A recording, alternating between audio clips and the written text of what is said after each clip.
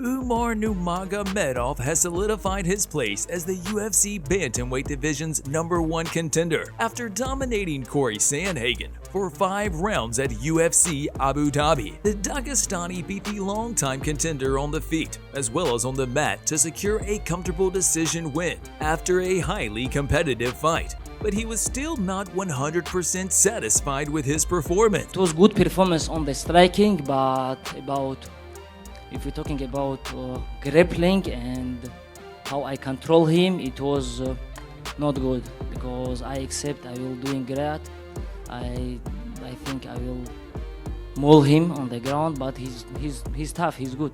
Cory is too good. Umar will now face the winner of Sean O'Malley versus merab dvalishvili, which is set to take place at Noche UFC. When asked about who would win that fight, Umar held back his opinion, saying he doesn't really care. I don't want to name one guy or the other guy because I don't want the other guy to think that I'm trying to avoid fighting him. Cory Sandhagen reacted to his loss through social media by saying, "Tough sport. Umar is really world class. It was an honor to fight one of the world's best. Congrats to him.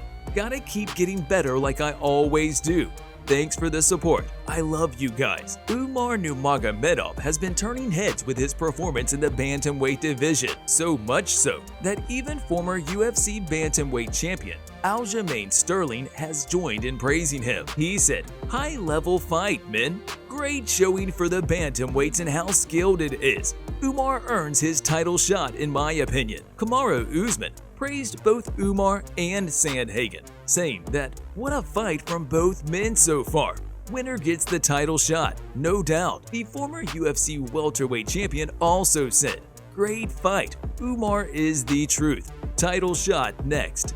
Former UFC lightweight champion Eddie Alvarez was also extremely impressed by Umar as well as Sandhagen. He said, "Amazing display of MMA here in the main event. We are getting to see 2 high-level fighters display the entire game. Every single art." Terrence McKinney was impressed with Sandhagen's takedown defense. "For Cory never really being a wrestler, I was impressed. Congrats to Umar, a very high-level fight." Journalist Jed Meshew called Umar the best bantamweight in the world. Umar Nurmagomedov just hung a 49-46 on Cory Sandhagen, maybe even a 50-45. That dude is the best bantamweight on earth. Javier Mendez with a goddamn cheat code. Henry Cejudo was seriously impressed with Umar's takedowns, especially late in the fight. He said, "What impressed me the most about Umar were all the late takedowns at the end to seal the round.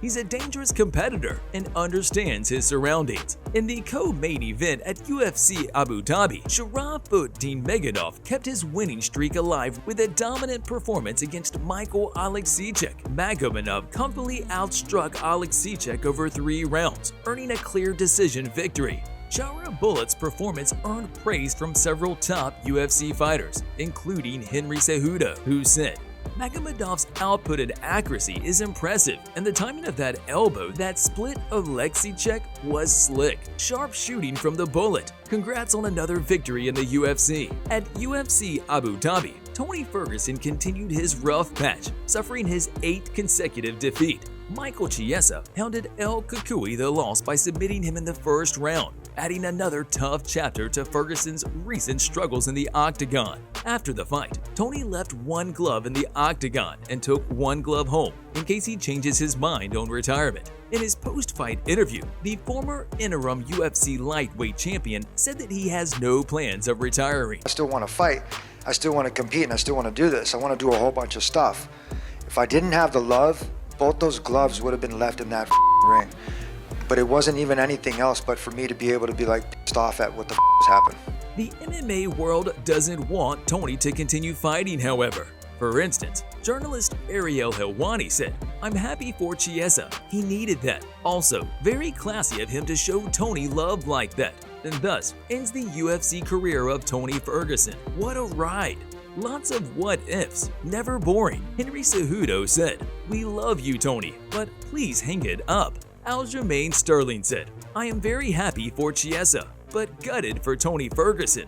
Tough to see such a great career turn the way it has for him. Khabib Nurmagomedov, who was booked to fight Ferguson 5 times without success, had nothing but the best wishes for him. It's not a surprise for me because he is 4 years old. I just want to wish him all the best. He is truly one of the best whoever was doing in UFC. I just want to wish him all the best. And his life's just beginning, what I think, because he's just 4 years old and he just finished his MMA career. Now it's gonna be different life, much better life. Of course, in prime, my prime and his prime, it's supposed to be a very interesting fight. But what I can do, it was he have couple time injuries, I have couple time injuries. It is what it is, you know. Sometimes we have plan, but God have His plan, you know, and we cannot control this. Kelvin Gastelum said, "Tony is one of the best to ever do it in the lightweight division. I hope people will remember the legend of El Cucuy in generations to come. One of a kind." Alan Juban praised Michael Chiesa for letting Tony do the post-fight interview despite his win. "Classy move by Michael Chiesa, giving up the mic." And Tony Ferguson handled that tough moment well, in true El Cucuy fashion. Derek Brunson said, "Respect to Tony Ferguson, a tough and game opponent and a great career." Former UFC lightweight champion Charles Oliveira said, "Thank you, Tony Ferguson. We love you. All respect. The decision is up to you. An honor to share the octagon with you back in 2020. Just hours before UFC Abu Dhabi, Dana White blew MMA fans out of the water by announcing the lineup for UFC 308, and it's packed with explosive fights. The card will be headlined by a featherweight title fight between the featherweight champion Ilia Topuria and Max Holloway. In the co-main event, Robert Whittaker will take on Khamzat Chimaev. The event will also feature fights between Shara Bullet and Alexander Volkov, as well as Magomed Ankalaev and Alexander Rakik. Fans think the card is too good to be true. As one said, "Not convinced until the day. I bet it changes at least 2 times." Have put so much into me, and man, this is for all of us. Like, guys are starting to go. We got 2 guys in AKA going into the Hall of Fame this year. With UFC Abu Dhabi in the rearview mirror, the bantamweight title picture has never been clear. Champion Sean O'Malley is set to defend his belt against merab dvalishvili, and if he wins, a daunting Dagestani contender, Umar Nurmagomedov, awaits. Umar is an all-around fighter with excellent striking, top-notch grappling, and seemingly endless cardio. Can anyone beat him or Shara Bullet? On the other hand, Tony Ferguson's future is uncertain. Once one of the most feared lightweights, known for leaving his opponents bruised and bloodied, Ferguson has now suffered 8 consecutive losses. With his prime years behind him, many are questioning if retirement might be the best choice for him. Should Tony Ferguson retire? Let us know your thoughts in the comment section below. To stay up to date with the latest happenings in the world of MMA and boxing, please subscribe to our channel and turn on those notifications. Thanks for watching, and we'll see you in the next one.